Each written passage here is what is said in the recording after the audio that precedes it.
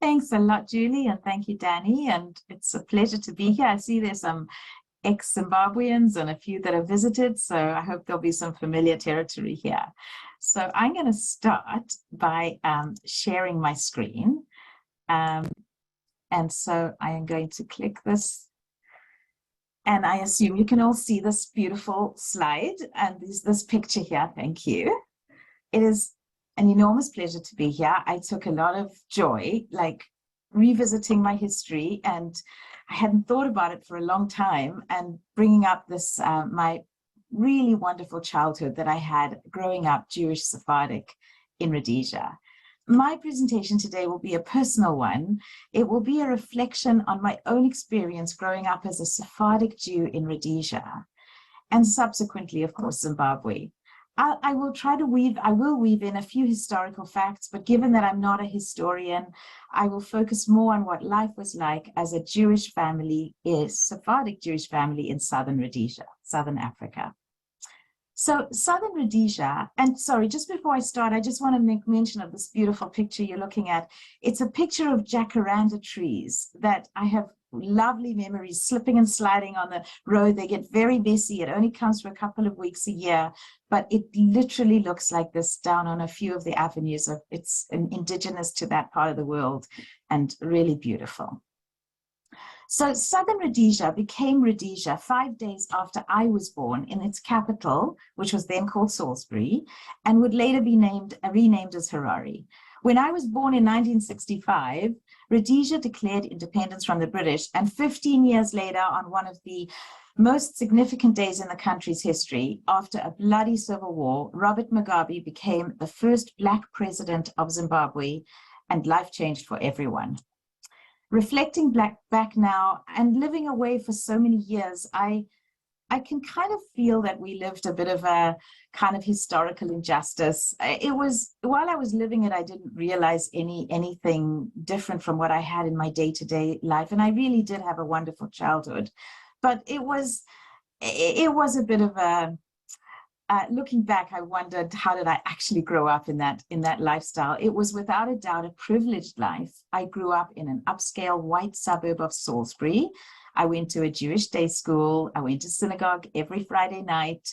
My brother and I had everything we wanted. We lived in beautiful big houses, had a cook, a maid, a gardener, even a driver.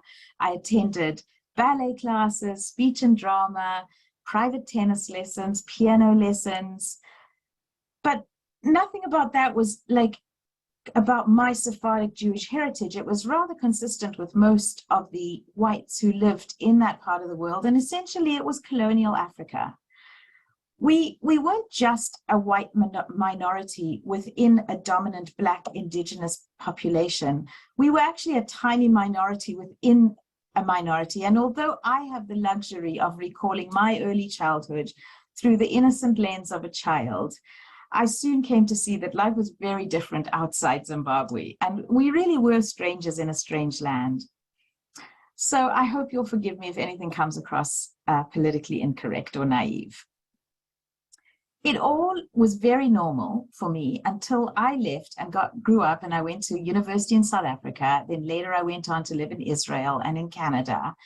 And it was just odd how different that was from any other part of the world.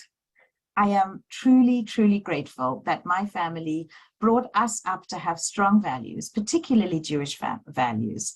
Not unlike Jewish communities anywhere, we knew that if we didn't build, our own institutions, really no one else would. So I'm deeply grateful for the institutional Jewish life that I had in Harare.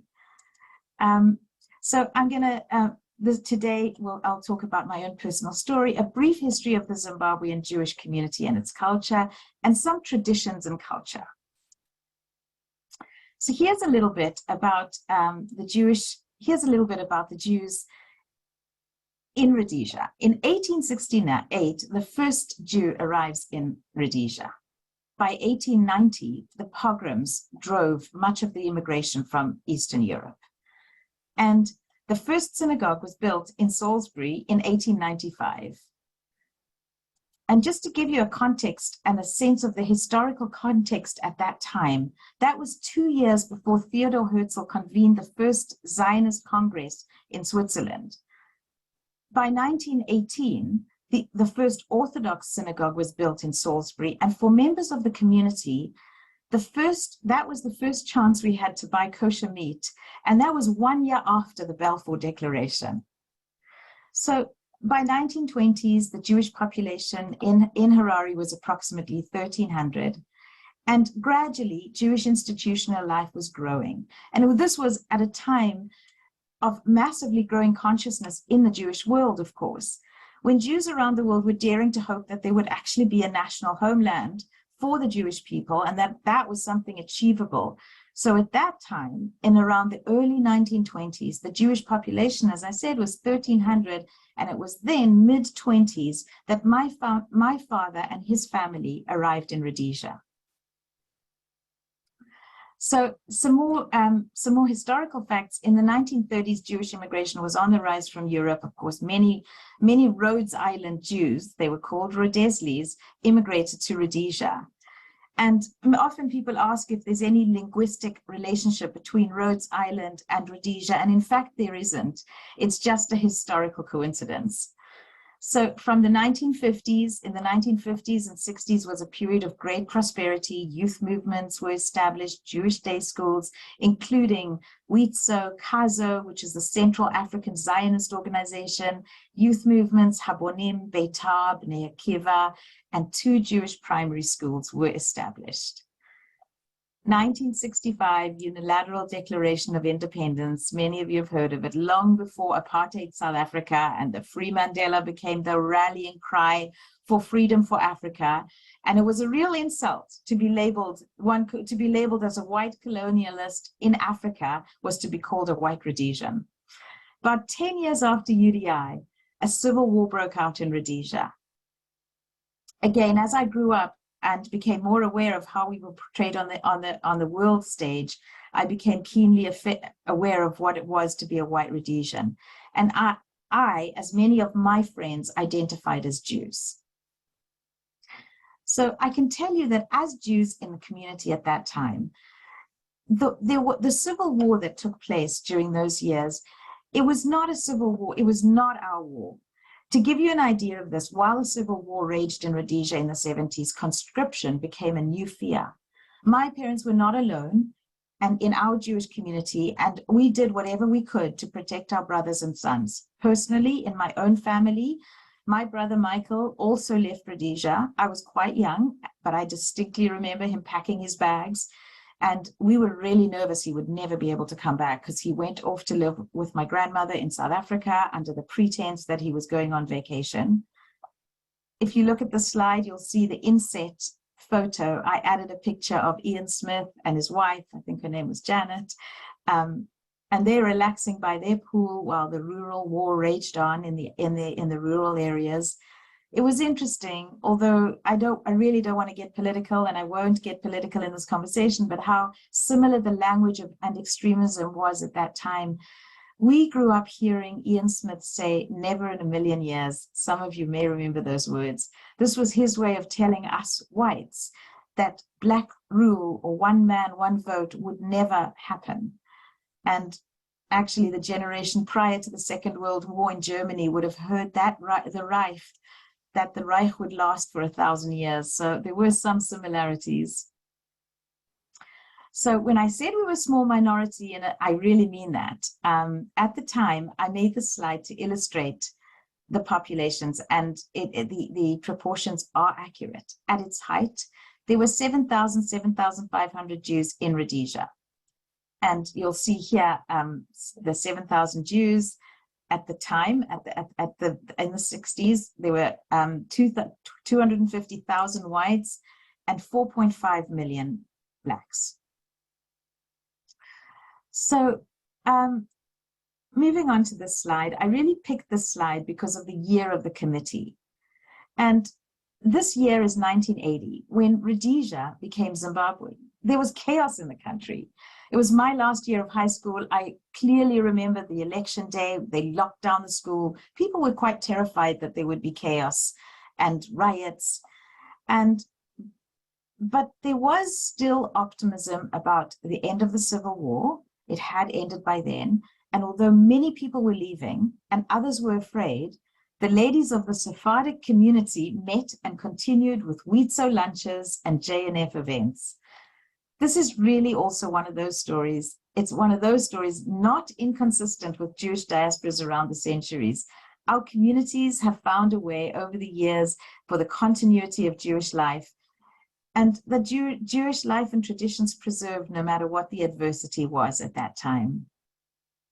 As a child, me growing up in Harare and Salisbury at the time, we knew nothing about the larger issues. I was very clueless as a child.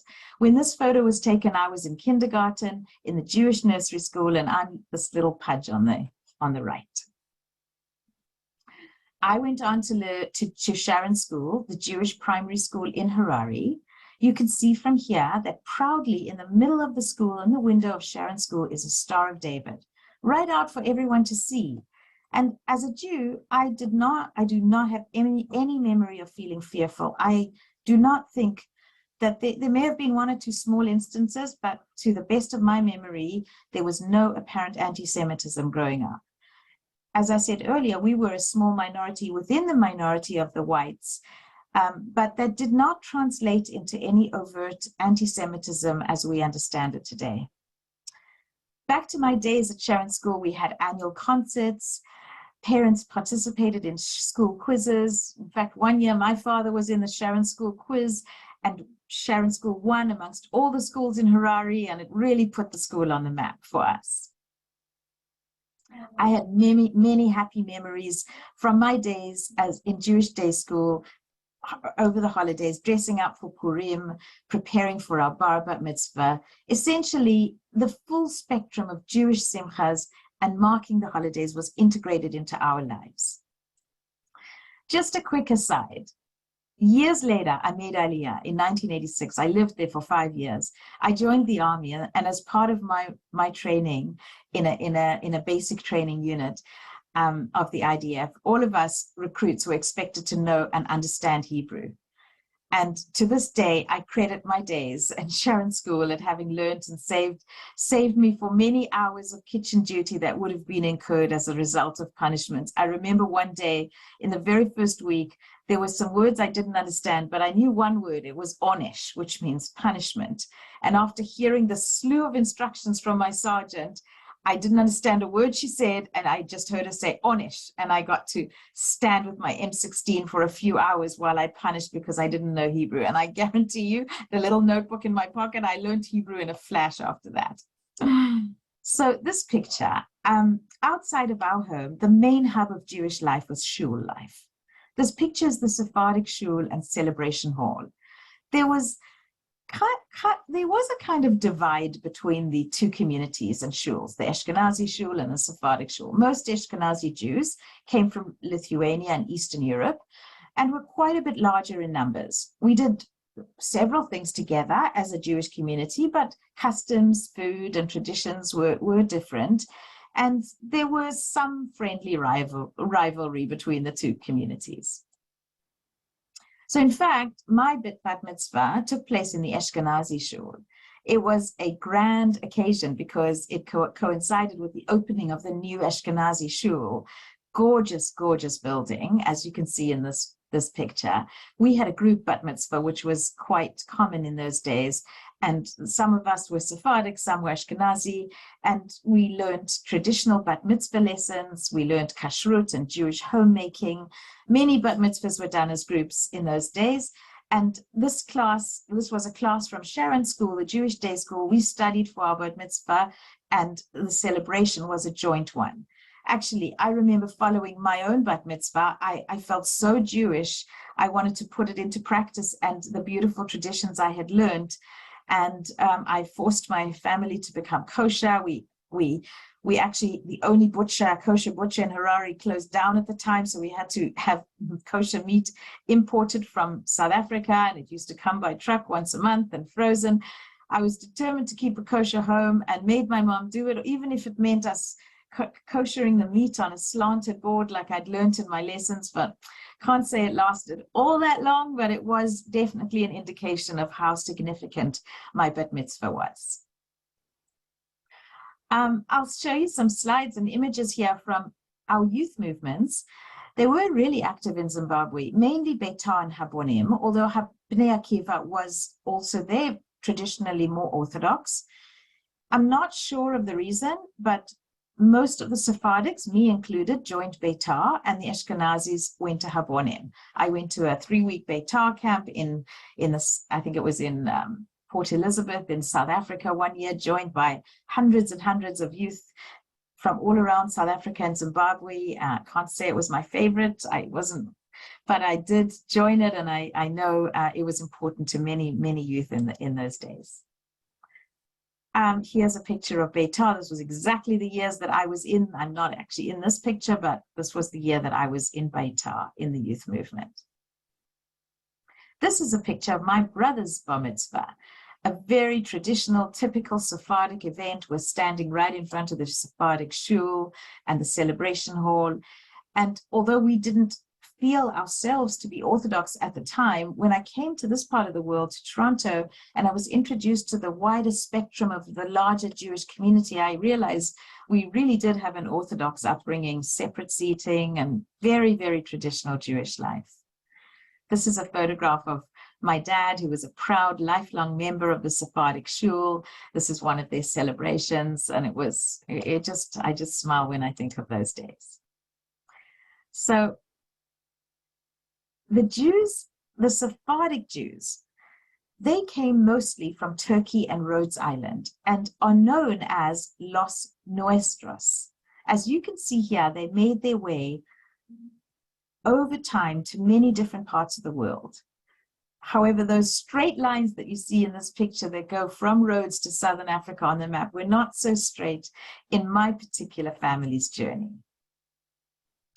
So following the migration of Jews from the expulsion of Spain, my father's family traveled across the seas and settled in Rhodes Island, which was Italy in those days. They lived there for hundreds of years, developing their own traditions and customs. My grandparents were spice makers. My father's parents were spice makers and traveled the seas. And on one of their travels to Egypt, my father was born in Suez. So his older siblings were still in Rhodes Island. There was a bit of an age gap. They stayed with family in Rhodes Island. The specific reasons about why is still a mystery to us, but the family all traveled and met in southern Rhodesia in the mid-20s, and settled there. Maybe they were looking for a better life. I know the war the build up to the Second World War hadn't begun yet, so I assume that a lot of the southern Rhodesians were joining other family members there. They came with nothing, almost nothing, and they were amongst the first Jewish families to arrive in southern Rhodesia. So although my father's family were Rhodesians, he in fact had never been to Rhodes Island, as he came straight from Egypt as a young boy. My mom's family were from Turkey and also Egypt. My grandmother, one of 13 siblings, was born in Istanbul. My grandfather from Alexandria in Egypt. They met as an arranged marriage and were sent to meet in Southern Africa. I have no idea how they ended up meeting in Southern Africa either, but they made their way to Mozambique, where my mother, her twin sister, and their brother were born. So clearly my father come from all over the world. We are real Heinz 57. But years later, when I was in Israel, and in my first week, I moved into a hostel for new immigrants from all over the world, all like enthusiastic Zionists. And I was in an elevator with some Black men and women. And we introduced ourselves. And when they asked me where I was from, I said, I'm from Zimbabwe. And they looked at me and frowned and said, and you're white and you're Jewish. And I looked at them and I said, and you're Black and you're Jewish. And I had no idea that the Jews come from all over the world. We all laughed at our United Nations. These are pictures of my grandparents on my mom's side. I sadly have no picture of my grandparents on my dad's side. They died when he was very young in Rhodesia, and his older siblings brought him up. This is a picture of a street that was named after our family. I don't know what we did to deserve it, but it's still there. Benatar Way, that is my dad's older sister, Bully, standing proudly with the street sign. I'm going to share with you some pictures of my dad's business because it was kind of a typical Jewish story, immigrant story in Rhodesia. My father's business was called Savanut's Products. It was his pride and joy, and he loved his work.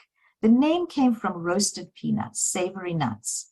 One of his older sisters, Regina, had taught him how to roast peanuts when he was a young boy. She used to roast peanuts in an open flame oven in Rhodes Island, and when she came to Rhodesia, she earned a few dollars and made a little bit of a living selling peanuts and other Rhodesian delicacies. So my dad began this little business, a tiny little hole in the wall, a little kiosk, roasting peanuts. He grew the business to a very large enterprise, selling groceries and food for farm workers. Actually, a great number of Rhodesian Jews, both Sephardic and Ashkenazi, went into the grocery and retail business. The farmers coming to my dad's store, he loved everything about his business. He had a great sense of humor. Well, often we could hear them saying, "I'm coming to hear a joke and have a Coke, not to buy anything today." And they came and enjoyed life a day in the store with my dad. My mom worked there too. That's my mom standing in the middle with the white dress. And for a few hours a day, the main products that were sold were dried fish, dried worms. Farm workers did not have fridges. And so those that would buy the fish and the worms, which were a delicacy, was called medora. And so they were salted and dried, and they would last for months. He also sold biltong. For those of you know anything about biltong, it's delicious salted dried meat. Earlier on, I mentioned that I grew up in a privileged life, and it may have sounded I was a bit of a snob, but I have to tell you that there was so much part of our lives. I felt like they were family to us. On the left is Tom, who was with our family for over 45 years. Ellen was our maid, and one of the countless stories of suffering during the Civil War, Ellen had gone back to see her family in Enkeldoorn, which was a village, a little town outside Harare, and she was murdered in front of her whole family. It was extremely traumatic for us, obviously for her family and for us. And one of the few incidents that I really recall, like feeling in my gut about the Civil War that was raging in the 70s. So just a few pictures of my mom and my brother and my beautiful dogs. So what you're seeing here is an actual photo from our own family album when we went on vacation to Durban in South Africa. We didn't fly because my parents wanted to have a car in Durban, but that meant a land journey in the midst of the Civil War and very real possibility that we could be in real danger. We all traveled in Army Colony. If you needed to stop and go to the bathroom, you'd honk your horn and everybody would stop, and in the whole convoy would have to stop. And I wanted to share a little story of how real danger lived with us when I was growing up. My dad used to come home every day at the same time from work.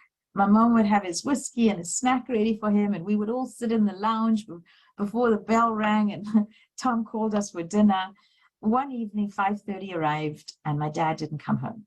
By 5:45, I could feel like the atmosphere changing, and my mom was starting to frown, and took another half hour before we phoned the shop and phoned friends. And I remember taking my little plastic red chair to the driveway waiting. Hospitals were called.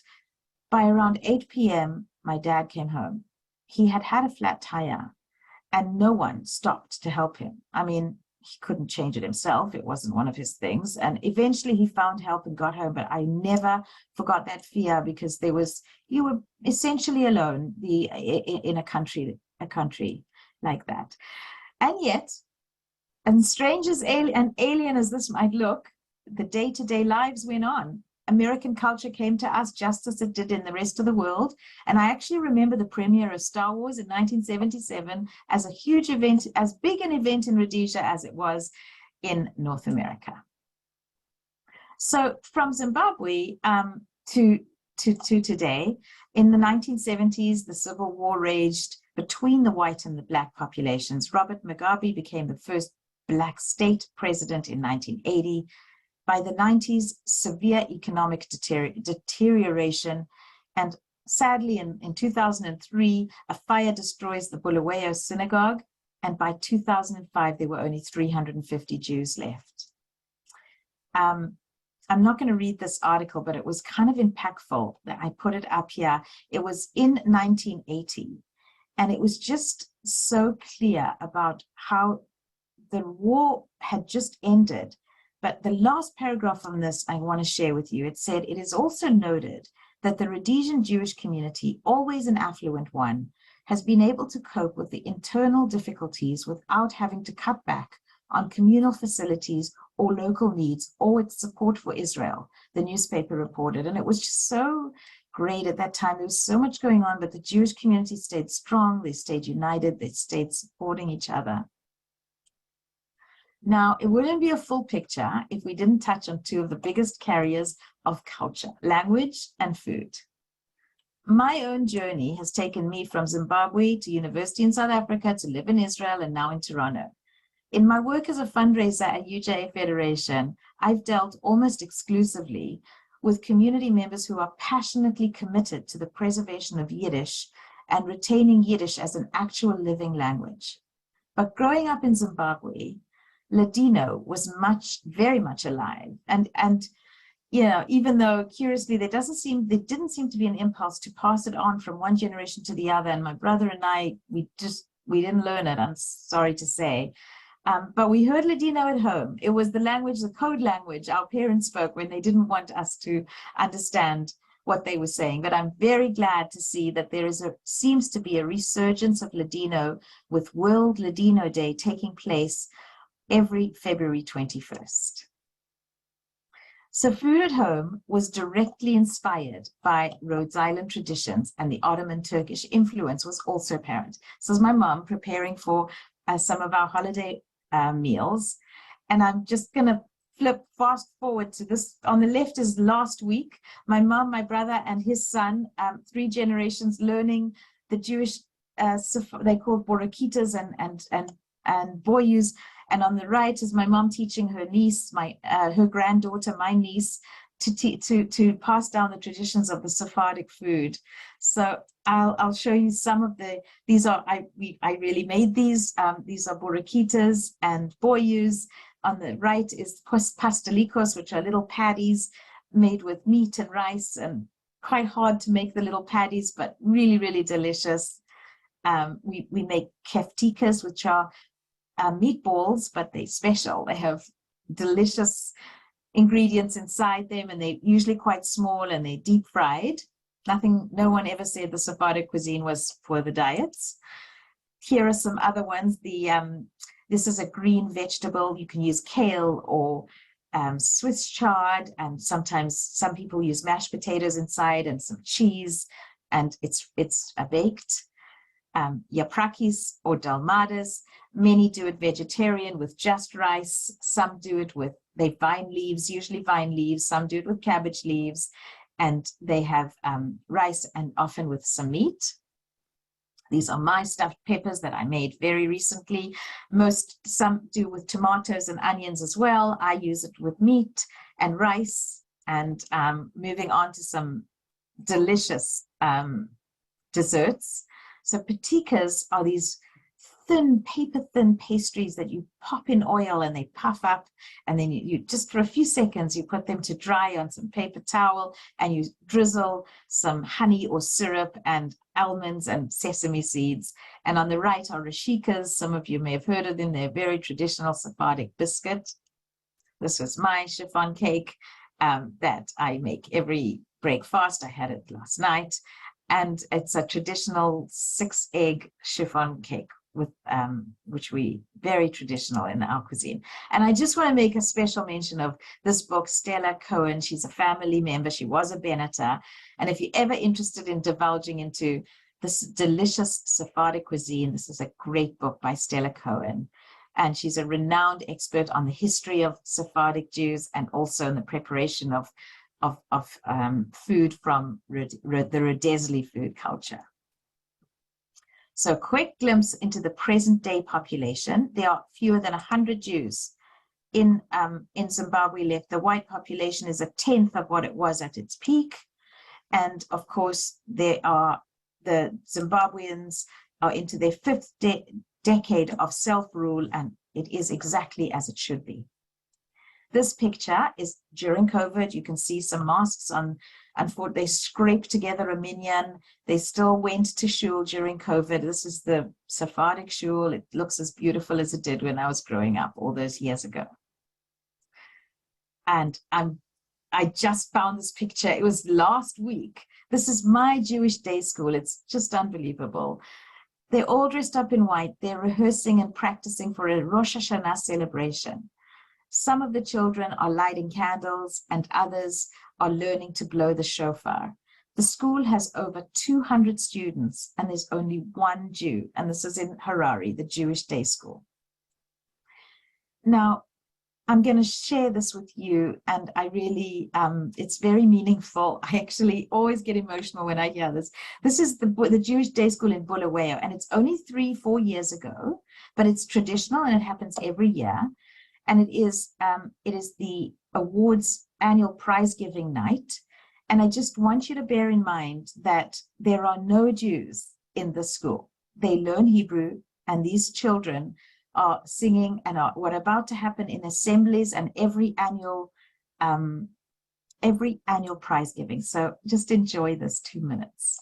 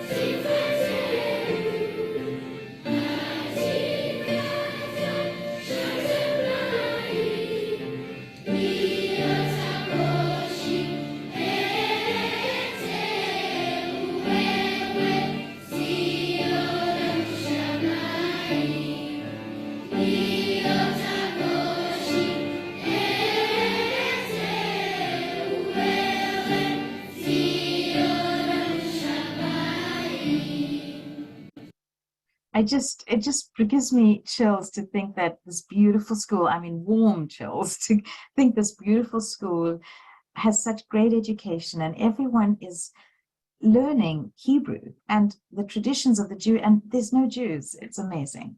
So just before I say goodbye and open up if anyone has any questions, I wanted to say thank you in a very Sephardic manner. This is a beautiful Ladino blessing. In Ladino, it is customary to thank the cook after enjoying a meal with the blessing. And I say it to all of you who have taken the time to share this little time together.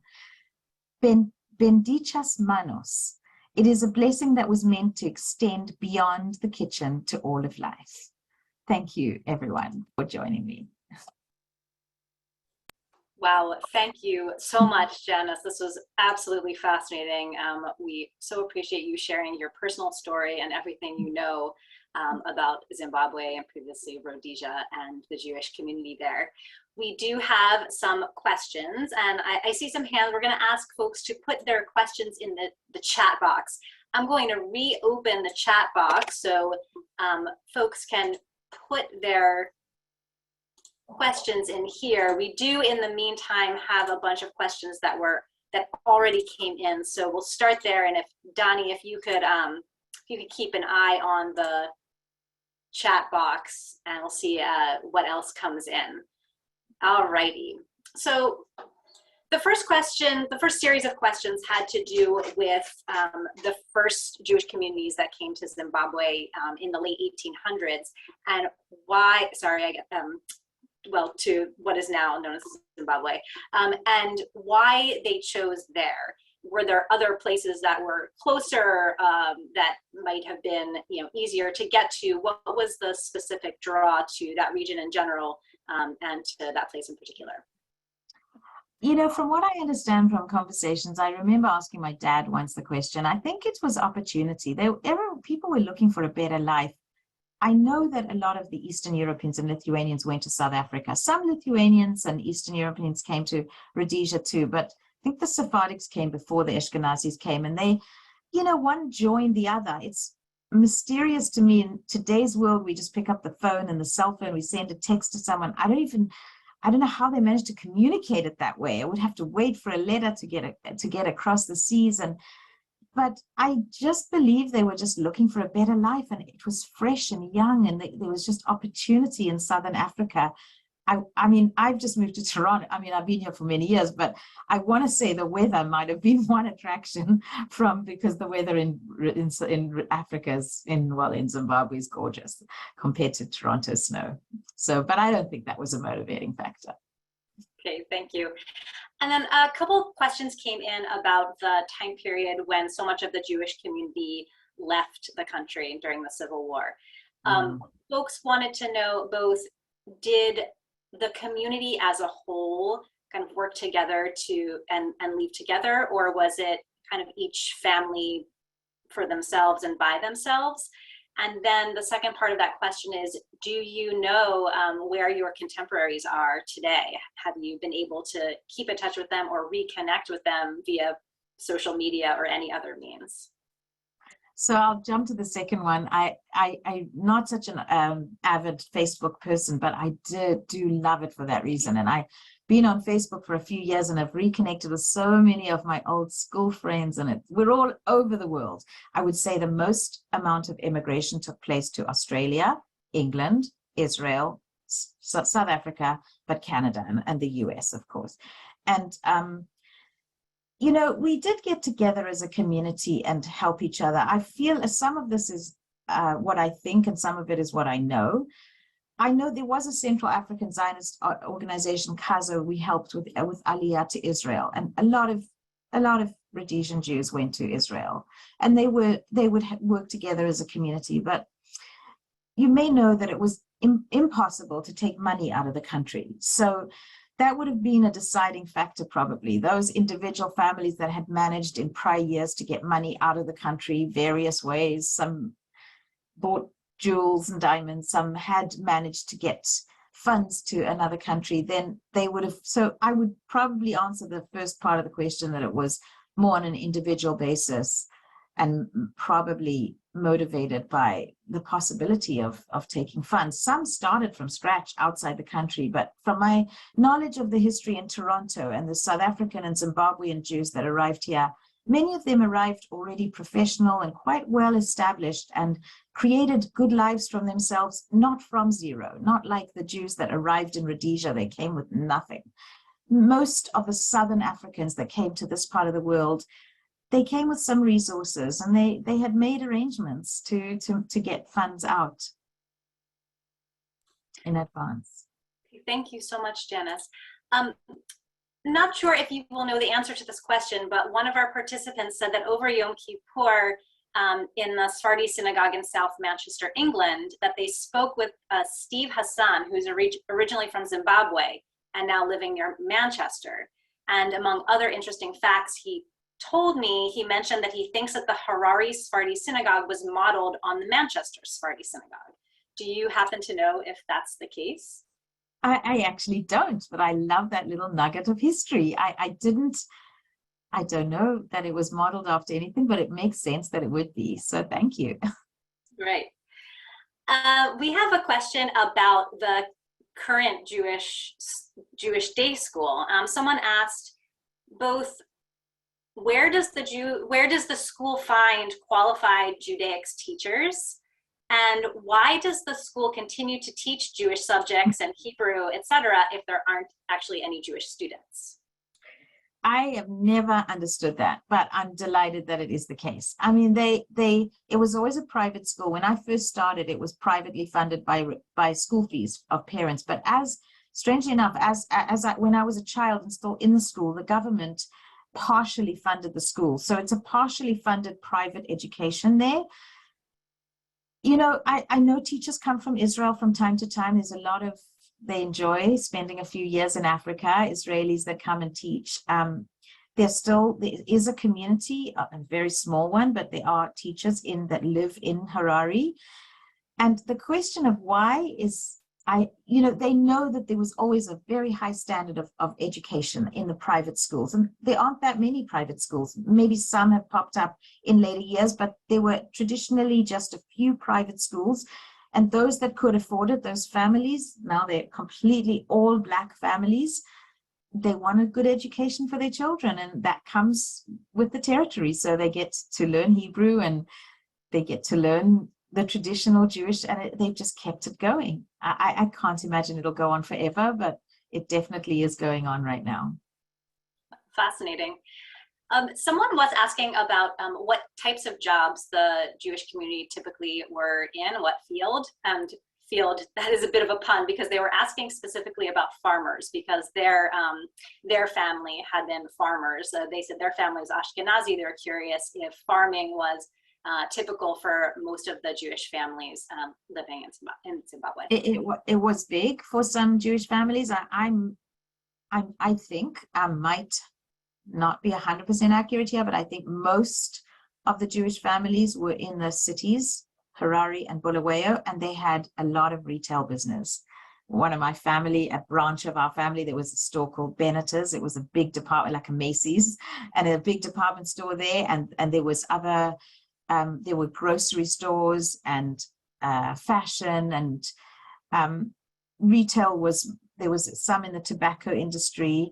And farming was part of the Jewish community. They were out of the city, and they had lovely lives. They really led very, very prosperous lives in those days.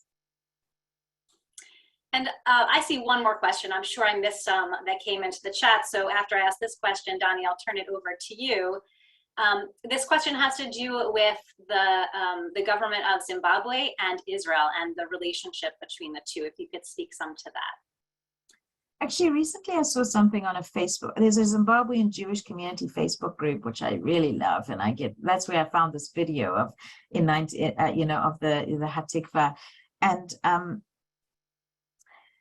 there was a recent visit there's a traveling rabbi that goes around Africa, and he went to Zimbabwe, and he met with the president. And it was just recently, this year in 2022, and he was greeted with open arms, and the president spoke to the rabbi and said how welcome the Jewish community always has been. He thanked the rabbi for the contributions of the Jewish community to Zimbabwe over the years, and appreciated the contribution they've made to social and lives in Zimbabwe. So there's a big welcome between the Jews and the government. It's just not a very big conversation in Zimbabwe about Israel and any conflict. I hope it's been that way. I hope that's not just on the surface. It was when I was growing up. I don't believe it's been any major problems over the years. I'd like to believe that there's a lot of peace between the communities. Okay, thank you so much for addressing that, Janice. And Donnie, I'm going to turn it over to you now to see if there are any remaining questions. Yeah, no, a whole bunch has come on, and I'd be happy, Janice, to send you like a copy of the chat, because not as many questions as more thank yous and incredible job and so informative and so wonderful. Best program yet. I mean, really, really okay. Beautiful comments. But a couple questions have come in as well. First one was from Steve, a bit of a long shot, but curious with the connection between Rhodes, the island in Greece, with Rhode Island in the United States. You know, there's the Sephardim Turo Congregation of Newport, founded in 1658, and he was just wondering if you happen to know if there was any connection between. You know, my instinct tells me it was a coincidence. I didn't know about that Sephardic shul, but I really don't think there's any connection. And another question that came up, and I'm sorry if I'm pronouncing the name incorrectly, but Buke from Texas was wondering if you could speak a little bit more to the awareness of Lemba tribe in Zimbabwe, and if you happen to know if there was anything ever done to engage or integrate them into the mainstream Jewish community. You know, I used to hear, and I have heard them mentioned, but they were not, and I'm sorry to say that they were never part of the traditional Jewish mainstream community. I can't actually answer why. I really don't know. It wasn't accepted as part of the community. I'm very, later on in years, as I've seen all these other communities in other parts of Africa, I'm sorry that it wasn't, but it never came into our childhood, into our community. Okay, well, a very interesting topic for sure, and perhaps one that we could bring to My Jewish Learning, as we have a number of friends in the Lemba tribe who are returning or converting to Judaism. It's very interesting. Wonderful. Another question that had come up, if you could tell us perhaps about someone named Sammy Marks, who was one of the early prominent businessmen of Harare, and perhaps this is a question from Kathy, who is not sure if he was or was not Jewish, and if you knew anything about his family. Was the last name Marks, Marks? Yes, that's right. Yeah. Maybe my memory is fading as I'm getting older, but I actually don't know, but I'm going to find out. Thank you. Sammy Marks, we'll have to look it up. So much information comes from the questions and our participants. I mean, we're over 300 today, so it's incredible the amount of knowledge that we have on this call now.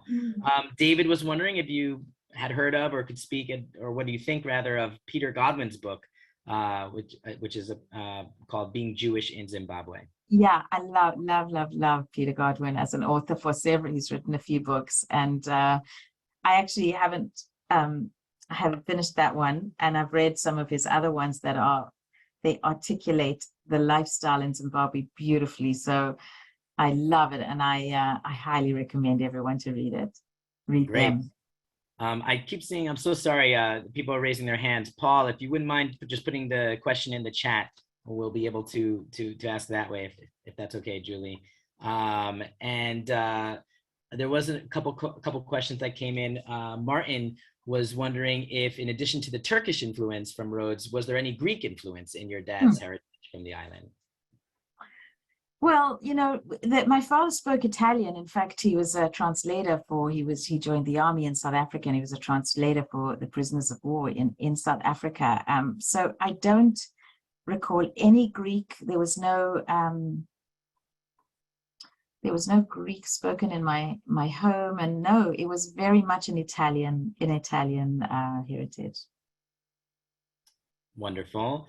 And there's a name that I can't read, but Smaron, Smaron, I think you'll appreciate this comment, says that their parents were Harold and Celia Abramson, and also this person went to Sharon School as well. I know them. I know. We went to school together. I know exactly who you're talking about. Oh, that's so wonderful. It's really nice that you're on. Yes, we went to Sharon School. That's so cool. That's so very, very cool. This is like why we do these events, to bring people together. So nice. Another question from Dora: how is the school in Bulawayo with one Jew funded? I mean, you kind of mentioned it earlier. Why would the government fund Hebrew in today's society? Still not sure. I think they fund private schools, and that was the thing. There was a few private schools in different denominations. The same thing in Bulawayo, and yet had nothing really to do with being Jewish. It was, the different denominations. There may have been a Catholic one, and I don't even know if they were Muslim schools. I don't know which ones, and it's not completely funded. It was mostly funded by registration fees, like school fees. And it was the same, Bulawayo and Harare, they were identical. Great. And I see by just asking these questions, we're getting some answers. So Corinne says, definitely Sammy Marks was Jewish. He came to Pretoria afterwards. So there you go. We have answers fully. Thank you. I know you touched on it, but Bert was asking what were some of the other, or in general, the main reasons that the Jewish population left Zimbabwe. So I think there was a lot of fear. There was definitely fear about economics is always the most important one, along with fear, but the economical situation had deteriorated to a huge degree. My mom only left in the 90s, and it became apparent that it was just unsafe for her to stay there. So safety was for sure, and really the people of Zimbabwe and Rhodesia, the Zimbabweans were just a lovely, lovely people. The motivation for the kind of crime was because they were hungry. They literally had no money. They are a nice population of people. So people were looking for just safety and bring up their families. As a young teenager, I knew, and my brother knew, and I'm going back to the 70s, that we knew we were going to leave. So in the 80s, we knew we were going to leave. There was no future ability to meet people in our community, particularly the Jews. So you just want a better future.